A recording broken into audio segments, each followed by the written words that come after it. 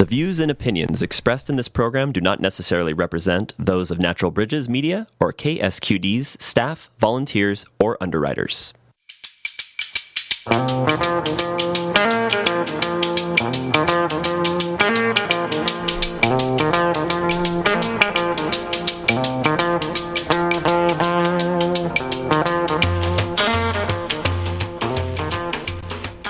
Hello and welcome to Talk of the Bay. I am your host, Len B.A. And my guest today is Joy Schendledecker. Joy lives in Santa Cruz working as a mom, artist, and community organizer. Joy is a member of the Working Families Party and Democratic Socialists of America and serves on the organizing committees of Sanitation for the People and Santa Cruz Cares, helping to fundraise, coordinate volunteers and resource distribution, and advocate to reduce the harms of inequality and neglect on some of the city's most marginalized residents. Caring for these and other communities for over 20 years has taught Joy not only the depth of unmet needs in Santa Cruz, but also the remarkable energy, creativity, strength, and generosity of its residents. Witnessing the needs and capacities of this singular city at such a critical moment convinced Joy to run for mayor. Joy Schendledecker, welcome to Talk of the Bay. Thank you so much. You are running for mayor, and you had to make a decision in a short order because we didn't know we were going to have an at-large mayor and district council members until after the June election. Could you tell us a little bit about how you came to the decision to run, and I'll let you go from there. Okay. Well, I am not a politician by training or profession, and last summer I was approached by Sandy Brown and Kayla Kumar as they were looking ahead to this year's election and looking for people that would be willing to run. We knew that we would be going to district elections. We didn't know exactly how that was going to happen. So I took a few months to think about it. We had a lot of conversations. And I came to see electoral politics as a continuation of community care and mutual aid that I was already involved with. Or at least I think it should be. So I decided to run. We still thought that it would likely be 7 districts, although soon after I decided to run, we learned that an ad hoc committee had formed and was probably going to put forward a 6-district and a mayor option. So that just threw things into question again, like how do you form a campaign committee and start organizing for a campaign when you don't know what the campaign is going to be. And on election night, the primary, seeing what was going to happen, it was really clear that we were going to go to 6 districts and a mayor. So that then I had to think for a few weeks, talk to my supporter and my preliminary campaign team about the pros and cons of running. And ultimately, at least some of my campaign team and I thought that it was worth it to take the risk. And here you are. And here I am running. Here I am. I am running. Yes. And it looks, from what I can see of my perusal of your website and the status of the campaign at this point, you're running on a very small budget. Yes. Are you anticipating any very large donations at this point? Well, the maximum individual contribution to a campaign in the city is $400. So there's that limitation already. We will be targeting isn't the right word, but maybe it is. We will be making inquiries of people that we think might be up for willing and able to give that higher amount. So far, we've gotten donations from people from the age of 20 to the age of 80 plus, and they range from $5 to $400. So our average donation is probably about $80, and so it's a grassroots campaign, and we hope to raise enough money to be able to compete in terms of sending out a mailer, things like that. But we may, if we have to, we'll deliver them ourselves. Door to door. Yeah, absolutely. Yeah. And talk to as many people as we can. Yeah. Mm-hmm. Well, and for our listeners who live in the city of Santa Cruz, of course, this is a great opportunity for you to find out who Joy is and what she would like to see happen in the city if she were elected mayor. So, Joy, can you tell us what are your top issues? Well, my tagline or motto is justice in all things, housing, jobs, and environment. And I think what differentiates me from other people is that insistence on justice and the intersectionality of issues. We can't be single issue voters. Everything is, in a web, a complicated web of race, class, age, gender, disability. There's these things that they intersect with truly affordable housing or our education system or public safety and policing. And we need to be, sometimes it's difficult to bring all the threads together, but I think we need to be talking to the people who are experiencing these things, people in frontline communities, and really governing from below, and bringing them, finding creative ways to bring people into our advisory bodies and into our chambers. We all talk about increasing diversity and, how can we recruit people? But if people are overburdened with precarious housing or working multiple jobs, long commutes because they can't afford to live where they work, childcare, multiple issues, maybe we need to have an income-based stipend to increase diversity on commissions, Mm-hmm. Or maybe we need to do a much better job of translating and accommodations at meetings, But we need to ask people in the community, not through an internet survey, but again, through knocking on doors and talking to them. What do they need? What do they want? And how do they want to be involved? Yeah, and I've noticed over the years, having served on both a city commission and a county commissions, that it tends to be people who either are retired or have an independent work life, that is, they govern their own hours, or have a spouse who's supporting them to be able to put time into something that isn't income producing. Absolutely. And that obviously excludes people where both, if it's a family, both parents are forced to work in order to have enough mm-hmm. to keep a roof over their head. And it obviously, because poverty, it tends to be more among, what we used to call minorities, at least mm-hmm.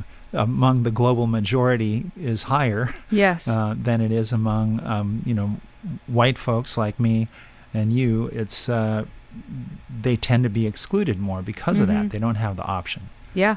Yeah. So absolutely. So from this perspective of justice, you talked about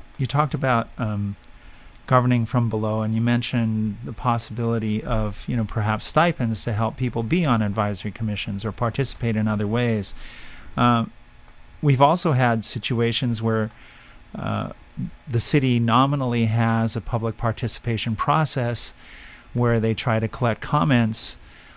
I've personally been frustrated at times. They've set up surveys, and the surveys ask questions like, how do you rate this through, 1 through 5, without any opportunity to say, wait a minute, I think the categorization doesn't make sense that you're asking me to rate this category here. Yeah.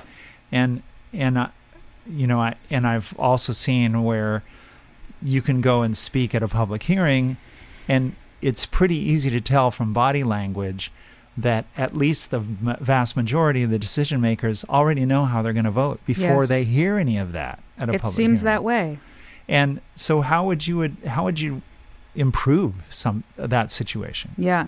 One complaint that I hear a lot is that in terms of how our city is spending money and doing outreach, that we're relying too much on consultants. And they tend to be expensive.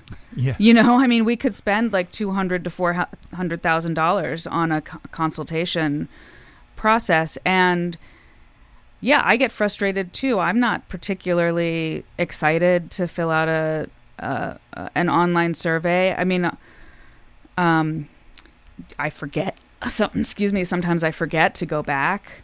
I have the tab open. I'm gonna do it. I forget to go back, or sometimes, like with the climate action plan, it was very long. Actually, it took quite a long time to engage with that survey. So you have to have internet access. You have to have time. You have to have a place where you can focus. And I don't know that any of those were in Spanish. I'm not sure. I think the city, of course, does some Spanish translation, which is great. But like recently with the downtown expansion, they had a couple of community meetings. They had an online survey. But they didn't engage with the Spanish-speaking population in that area, and it's a working class area. It's diverse socioeconomically. It's a bit lower income, and there's a lot of students also, and so I don't think that they did get a great response, and that really skews what the city thinks that people want. For an area. So, knocking on doors for the empty home tax and learning to just have these conversations with people, just asking people what they think has been it's been a great experience for me. I mean, I like talking to people anyway. I wouldn't normally have just gone and knocked on people's doors to ask them what they thought about something, but it's becoming a normal kind of thing for me to do. And we have these like false economies built into our city management, I think, where I'm imagining that a response that I might get from city staff would be that it would be too expensive to have door-to-door canvassers going through that area of, say, the downtown expansion proposed area. Well, it's been approved now, but that consultation cost a huge amount of money, and we have lots of people. We have students who need work. We have a lot of service workers. We have a lot of really engaged community members who I bet would like to walk downtown. I mean, in fact, we do have community members who have started their own organization that does neighborhood walking, and just they've gotten grant money and they're paying people to knock on doors. And I think this is a way that we can both employ people and build community bonds and actually get information from people directly where they are. We have to always be meeting people where they are. Yeah.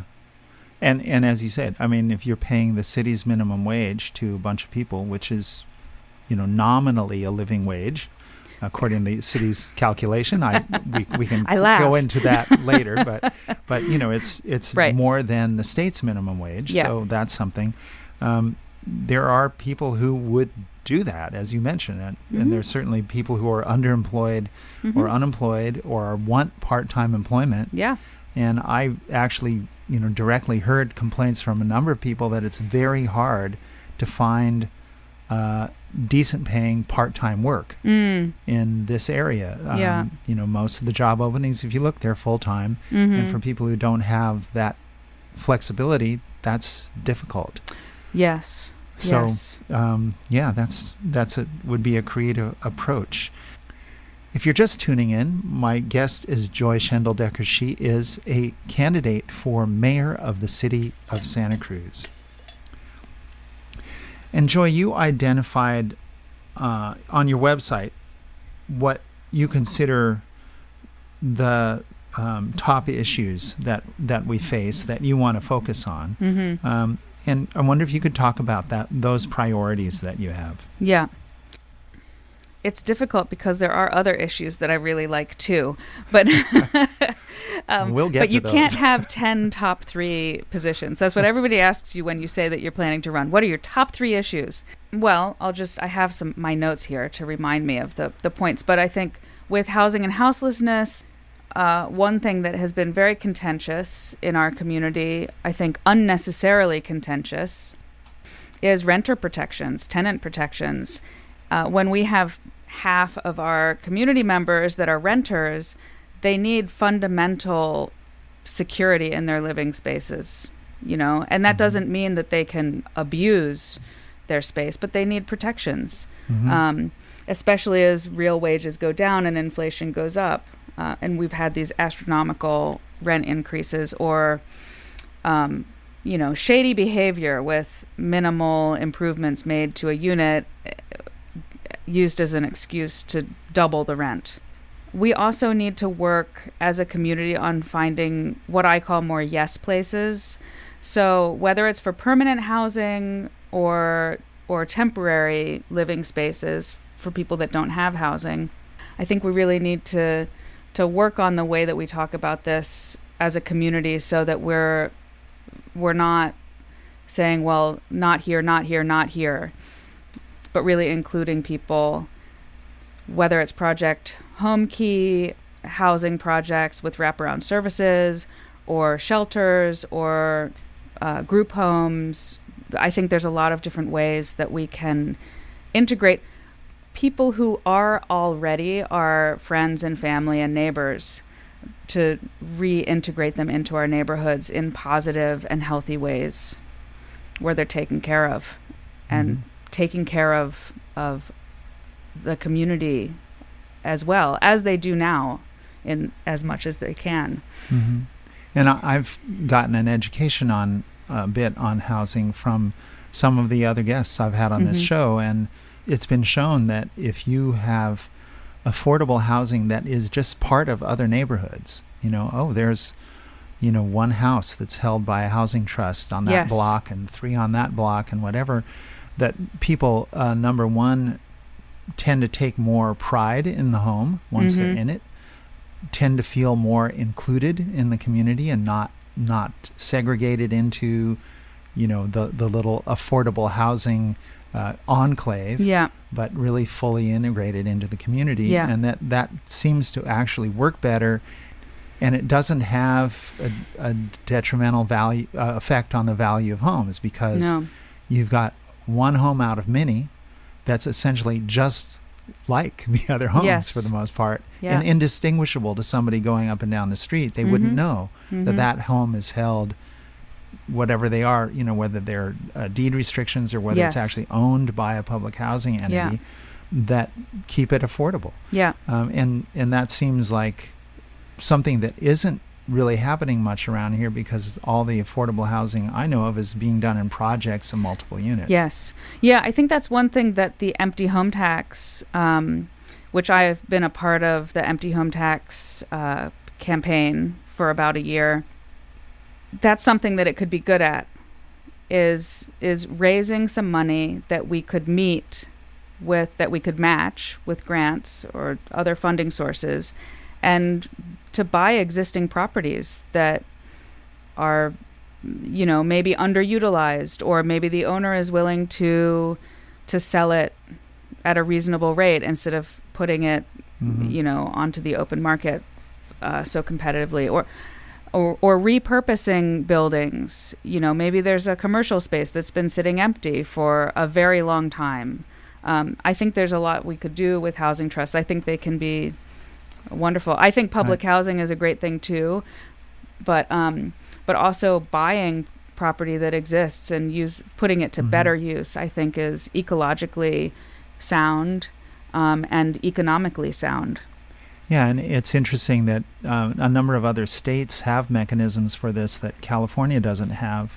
Even the red state of Ohio, all tax lien sales are prioritized to go to affordable housing, and there are housing trusts or land trusts in the state I'm surprised that will take over those properties. I'm surprised we don't do that here. Yeah, I mean, it seems like it would be a simple law change for the state, and actually talking to some people about working on that as a statewide legislative effort. Yeah, but makes that's sense. Something else. So another thing is labor, and I've learned a lot from my comrades in the Santa Cruz chapter of the Democratic Socialists of America about labor organizing, and the importance of unions. And so I've really I've not been able to be a member of a union because stay-at-home parents don't have a union to belong to. We don't get collective bargaining. Right. Who are you bargaining with? I know. And we don't get that kind of job security and or protections. And as an artist also, I don't have a union to belong to, but I've come to really appreciate them, and paying more attention to the unionized labor that we do have in our city and county, especially our SEIU members. The county workers were in their contract negotiations I can't remember actually when they finished their contract, but it seems it was within the past year. Within the past year, maybe a few months ago, they ended up not striking. And right now, our city workers are in contract negotiations, and it's not going very well, according to the workers. And so they make our city run. They literally provide us with the clean water that we drink, the things that keep us alive, and carting away our solid waste, and making sure our liquid waste is processed properly, and aside from all of the streets and keeping our libraries going and our public works, and there's all sorts of things they do, but including things that literally just keep us alive day to day. And if they're not being paid well, and not having workplaces that are helping them to be happy and fulfilled, if they're not able to take care of their families, if they're having to commute a long way, not able to work here, that's an intersectional issue for sure, and one that also connects with my work with people who live outside, because some of our SEIU city employees don't have housing, and it's just wrong on so many levels. It's wrong. Yeah. And then the third spoke is environmental issues. And I think, everybody in Santa Cruz, is there anybody in Santa Cruz that doesn't care about the environment? I don't think so.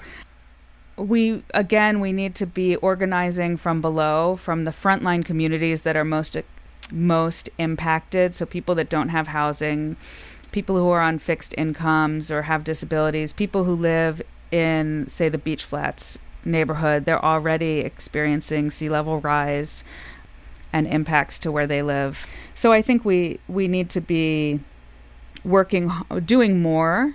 I know that there has been outreach with the Climate Action Plan to a lot of community groups, but I think we need to be doing more with frontline communities and working with them, designing from their perspective, and also just no green capitalism, which means we can't rely on techno fixes or greenwashing things. We're not gonna individual electric car or single family home solar panel our way out of the climate crisis. It needs to be community based. Yeah, and we're obviously part of a global reality that we're unfortunately can only do our part in. Yes. So Yeah, the U.S. military is the largest emitter of greenhouse gases and the biggest producer of toxicities in our environments. So, I don't know. We can try to work on that from here.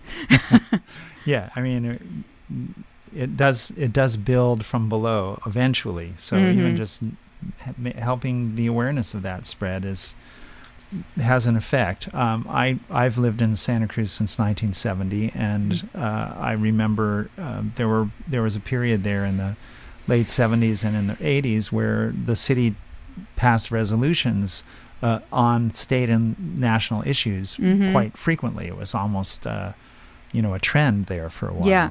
And a lot of those positions that were taken, kind of the nation kind of eventually swung around to. Whether we can say we were the cause of that or not is another story. But it appears we were on the right side of things. Yeah. So that's something. Yeah. We're going to take a really short break, and we'll be back after that with more with Joy Schendledecker, who is running for mayor of the city of Santa Cruz. Stick around. We'll be right back.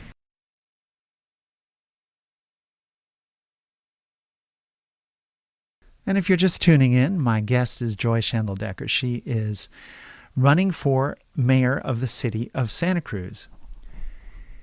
Joy, you're a mother, and are your kids in school at this point in time? Yes. My 18-year-old just graduated from ARC Independent Studies. That's at Brent Sefordi Small Schools this past year, I guess the end of May. And I have a 15-year-old at Santa Cruz High. Yep. Wow. Got kids. All right. Yes. Yeah. Both still at home. Yeah. Yep. And you mentioned that you've been involved with Sanitation for the People and also with Santa Cruz Cares. And I wondered if you could talk about your work with those organizations and maybe a little bit about how that's shaped your perspective. Yeah. Well, when the fires broke out in 2020, I joined our DSA chapter's mutual aid working group, which is called Love Boat, and they had been going out weekly for several years already to places where people were living outside, Ross Camp, Gateway, and then they were sort of follow a community as they're relocated, doing packed lunches, hygiene, first aid, clothes, or people will let us know if they need a new tent or anything in particular. We also try to direct people to other services that are available. And our primary goal actually is to meet people and to develop relationships. We hope for organizing, political organizing is what the DSA is about, I mean, Bernie Sanders is a democratic socialist, just for anybody listening who's not totally clear on what that means, but just think of Bernie. And that tells you most of what you need to know. So, but the mutual aid working group, it's really about meeting people where they are, non-judgmentally, learning from them, what their issues are, what they need, what their politics are. Also learning survival skills from people, learning about the history of the place, the geography. Most people, the majority of people who live outside in Santa Cruz are from Santa Cruz. They've either grown up here or have been here for a very long time. They have friends and family in the community. So I've learned a lot from people who live outside, and I've made friends and come to really care for people. So joining that mutual aid group, people were living at the highway at that point, the intersection of Highway 1 and 9, which is not a nice place to live at all, but it's Caltrans property. And during the early days of the COVID pandemic, Caltrans was not sweeping people off of their property. So that's where people went to be left alone. But they didn't have any services like portable toilets or garbage collection. Coral Street's around the corner, so most people could access, not everybody, but most people could access Coral Street services. and you could walk up, around the block to use a toilet or something. But people made the best of it. The community was dropping off food for people, which is great, but it became very clear very quickly that people needed waste management help. So I started calling around to the city. I had gone through the Master Recycler program the previous year, and so I knew Leslie O'Malley, the waste reduction manager. So I started with her just to try to get a handle on why why can't the city just put garbage cans there? Well, because it's Caltrans property, and it took the city months and months and months to be able to get permission to put dumpsters there and to have regular trash pickup. And I commend the people who stuck with that on the city side. It wasn't perfect by any means, but having that pickup helped a lot. So we stepped in as a community group. I was also reading on social media. I was, for some strange reason, thought it was a good idea to be on Nextdoor, following conversation. See what people are saying. Yeah, to see what people are saying. And the environment is weaponized against people who live outside so much. They don't have services. Trash builds up, or they don't have a place to go to the toilet, and then they're blamed for the situation that just occurs. So there's been some history in Santa Cruz of cleanup crews, community cleanup crews that have not been ethical or kind to people who live outside, and me and my co-organizers wanted to really just, say, hey, would you like some help? Or that was a very rainy, windy winter, and there were a lot of tents that blew down and got saturated, and then they get abandoned, and then there's nobody to clean it up. It's heavy and mucky, and were also a few fires, and people trying to keep warm. Yeah. And there doesn't seem to be any municipal plan for cleaning up fire sites. So we cleaned up like 5 over the course of the year. So over the course of a year, we did like around 40 Sunday morning cleanups. We had maybe about 60 volunteers between housed and unhoused community members, and did a lot of work and got to understand jurisdictional issues and some of the history of the different places where people rotate around to. So that's that group, and which has been kind of on pause as people have been really funneled into the benchlands, because that's another complicated living space that does have some city and county services with it. Then Santa Cruz Cares, we found each other, the organizing committee. We found each other because we were all calling in and commenting at city council meetings about, if you remember, the TOLO, the Temporary Outdoor Living Ordinance, which was really quickly squashed by the community because both sides of the community were saying this is just not going to work, to have people only be able to basically camp at night on corridors. There's just so many problems with it. Well, when people have, whatever the equivalent of a suitcase full of belongings and camping equipment, they can't just get up and move every day. The expectation that people will pack up their living quarters every day and put it into some storage that the city has not been able to figure out a year and a half later. And then you're going to have exceptions for people with disabilities. How do you verify whether somebody has a disability or not? I think there's a good reason why this plan has not. Well, so TOLO was squashed, but then there's CSSO, we call that the Bride of TOLO, Camping Standards and Services Ordinance. So that's not gone into effect yet. I'm skeptical. And then the Oversized Vehicle Ordinance was the next one that the City Council ad hoc committee put forward. and voted in, even with a lot of community resistance. That basically limits the parking of larger vehicles on city streets to be more restrictive than the state parking restrictions that are already in place. And so Santa Cruz Cares, we've done a lot of work. If people want to look us up on Facebook or Instagram, we've done a lot of research and tried to put out bulleted information points about how really criminalization of people who live in vehicles is not effective. Services are what is. This is an economic problem.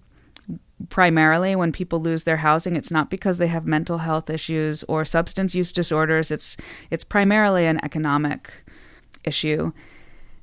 And so we advocate for better community conversations around it, a kind of myth busting of, these common circulating narratives of people coming here for services and, Right. The whole myth of the magnet for homeless. Yes. Yeah. Yes. Yeah. So those are those two groups. Yeah.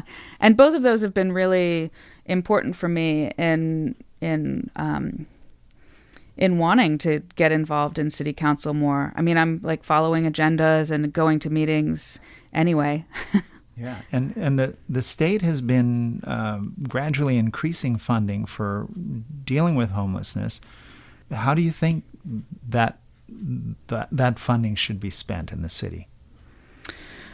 Oh, this is such a tricky one, isn't it? I think because there probably still isn't enough to really address the problem, but probably not, because in the system that we live in, I think when we have so much economic inequality and a growing gap between rich and poor, when that system isn't providing for people at the lower income levels, we will inevitably have people who just can't afford to live in that can't afford housing or can't afford health care or are in debt because of student loans and health care emergencies, just for example.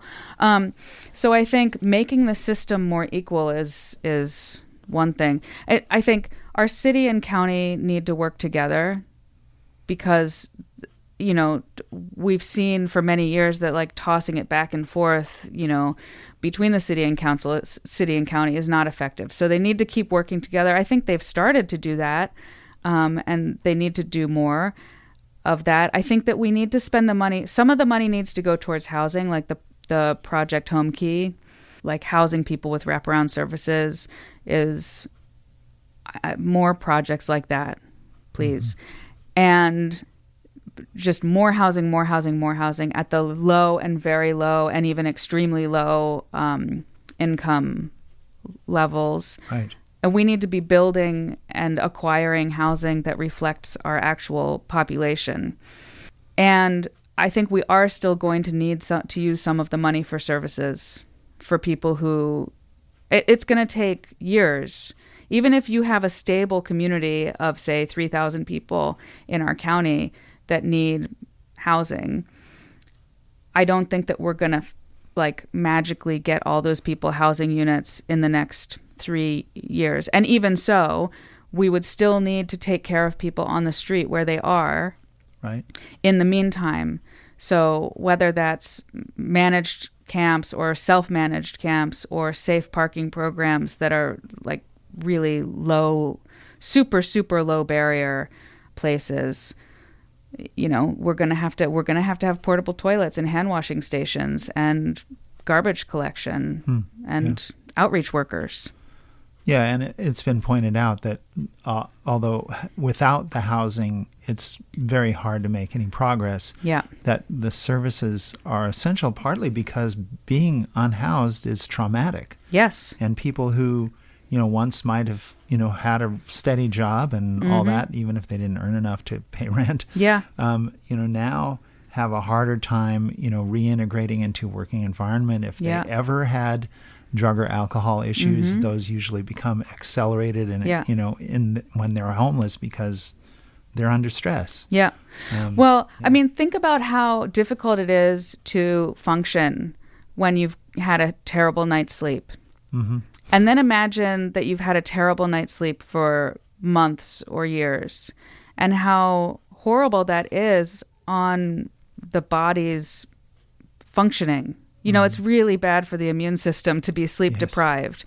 And, you just feel awful. And also, people have a lot of chronic pain, and including dental problems.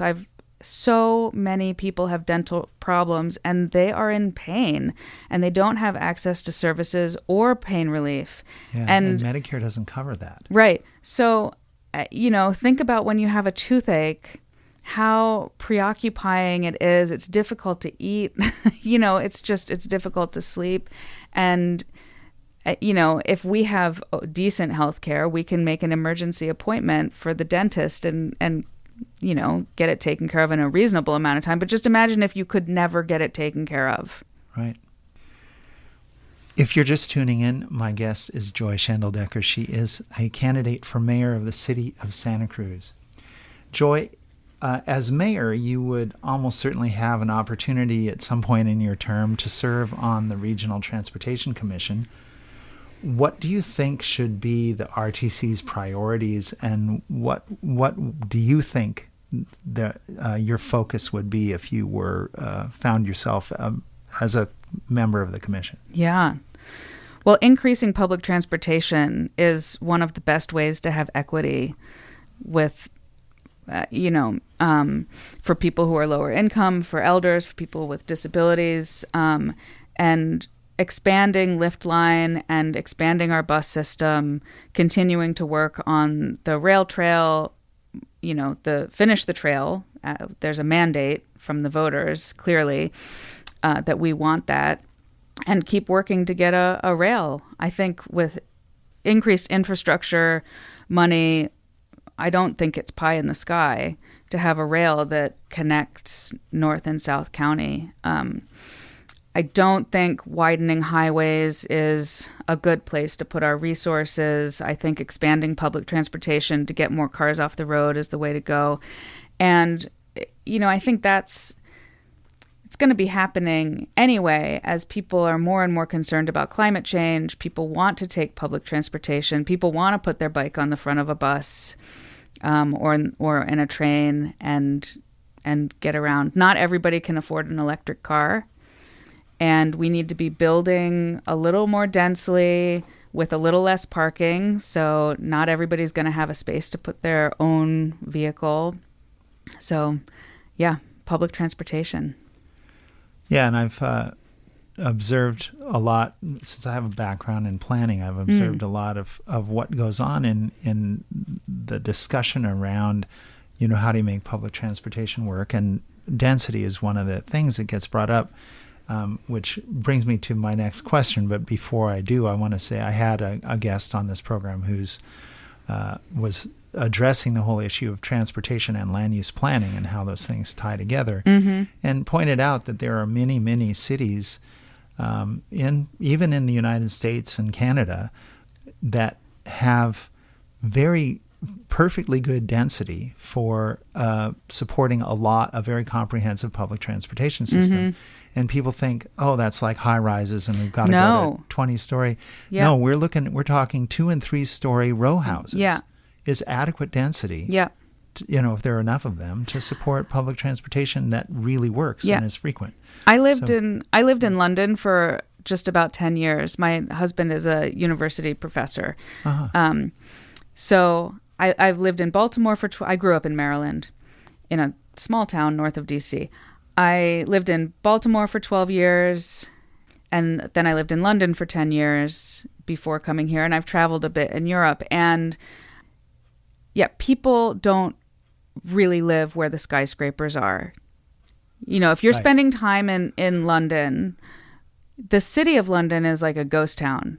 And I think in those high rises, a lot of those units are investment units. It's not conducive to community. They create wind tunnels. And, I don't usually pull out the argument of shadows, but it can be cold and windy and unpleasant when there are towers for public housing. And that's one great thing about London, is that there's a lot of what they call social housing, which is what we would call public housing, Right. Subsidized, municipally owned. And when there are tower blocks, they have space around them for playgrounds, for parks, for basketball courts, for just to have a little space for the sun and the air to get through. But I think a lot of buildings, like, I don't know, Stockholm, a lot of those buildings are 5 stories and under. Mm-hmm. And it's pretty dense. All those buildings have courtyards so that people have at least a little access to the outdoors, but they're not 8 to 20 right. story buildings. Yeah. No. And I was recently in Montreal, and which has a wonderful subway system, excellent bus service, and other things, ways of getting around. They have underground tunnels because it's a city that's sub-zero temperatures in the winter in some parts of the town.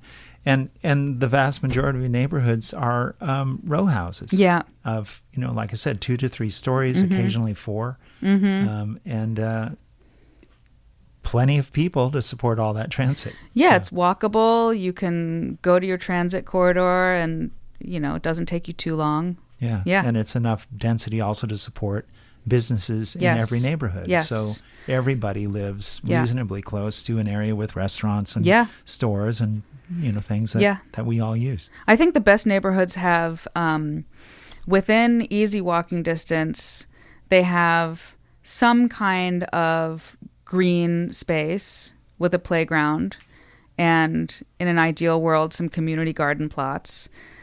So people with toddlers or disabilities or older people can walk not too far to just be outside in a public place. And, when you don't have your own single family home outdoor space, I think that's an important equity issue. And also with climate change, we all need outside spaces. We need places to repair things, like a tailor and a cobbler and a hardware store and something for our pets, and some nice, at different affordable costs, a working class coffee shop, a more bougie coffee shop, a mix of things. I think every community needs, these kinds of centers.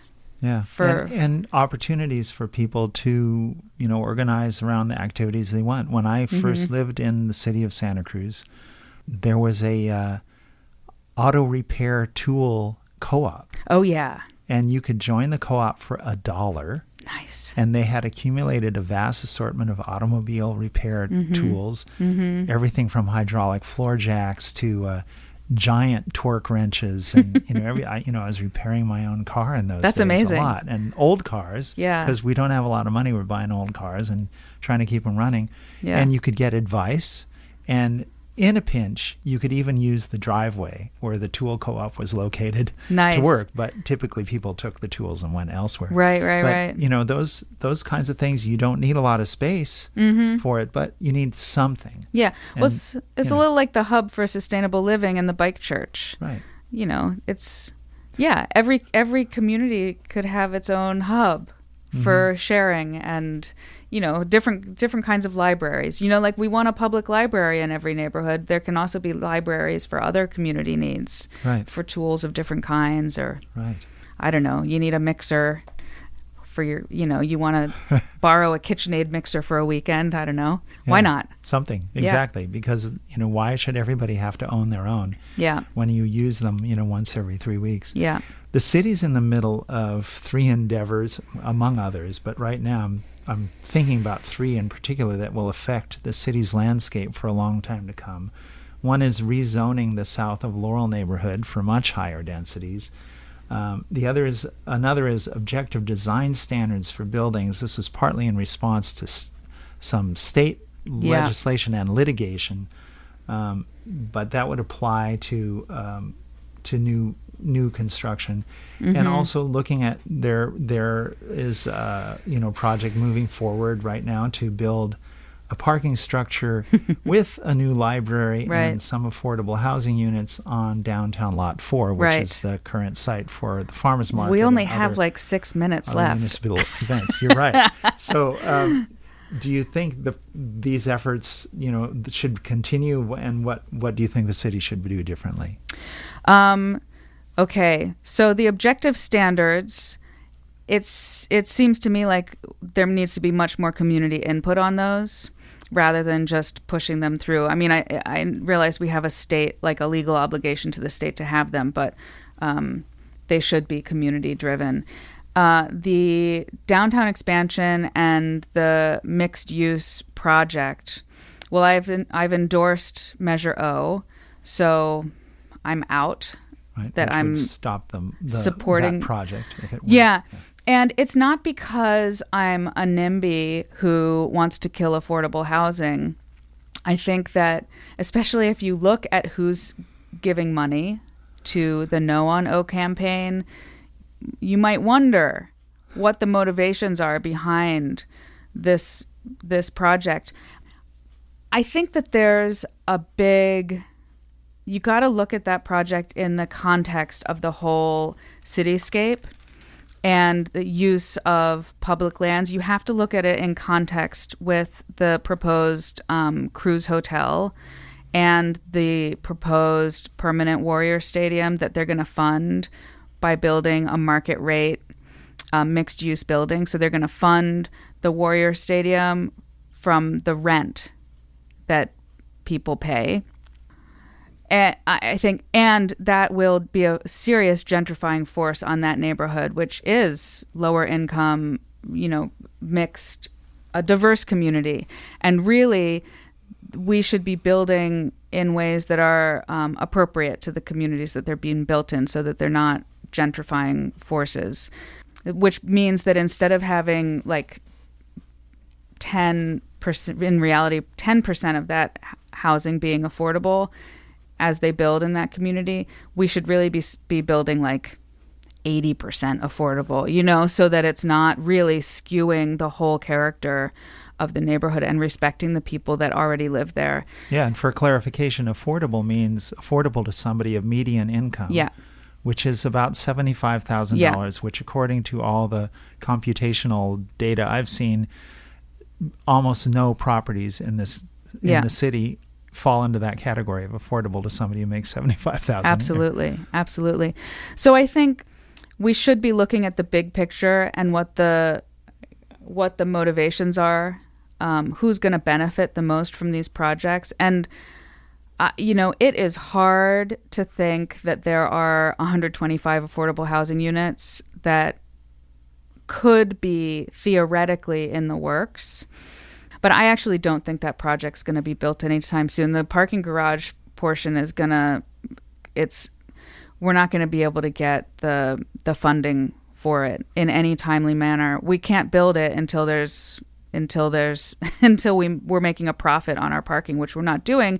And as we move away from cars, because we have to, because we're in a climate crisis, why would we build a 300 plus car parking garage where each space is going to cost the city $18 a day for 30 years? And the most the city is going to make back on those parking places is like $5 a day or something. So it just doesn't make sense from any point of view. And so, it's a damn shame to think that, we could have these affordable housing units and how could we tank this project? But I think we'll get affordable housing faster on other lots, and we can preserve public property. We can stop gentrifying projects like the cruise hotel, and we can remodel our library. The plans are beautiful. Outside spaces, meeting rooms with windows that actually open. It's also ecologically sensible to reuse a building that we already have. And there you're talking about the plans for remodeling the library. Yeah. The existing library. And, we have to mitigate the toxic waste of asbestos in either case. So, that's something that we have to deal with no matter what we do with that building. Well, okay. We are out of time, and I want to thank you so much for being here. We could have gone Thank into you. a lot of other subjects. I know. But Joy Schendledecker, it's been a pleasure. Yeah. And Thanks, I hope Len. our listeners have gotten a sense of who you are that they didn't have before, so Yeah. that they can make a decision about how they're going to vote Yeah, in absolutely. the upcoming election. And anybody can go visit the website joyforsantacruz.com. That's FOR written out, joyforsantacruz.com. And you can donate. You can sign up to volunteer. You can sign up for a newsletter to keep apprised of the campaign. And you can send a message if you have a question or something that you want to talk about. Thank you Great. so much. Thank you, Len. And thank you. Yeah.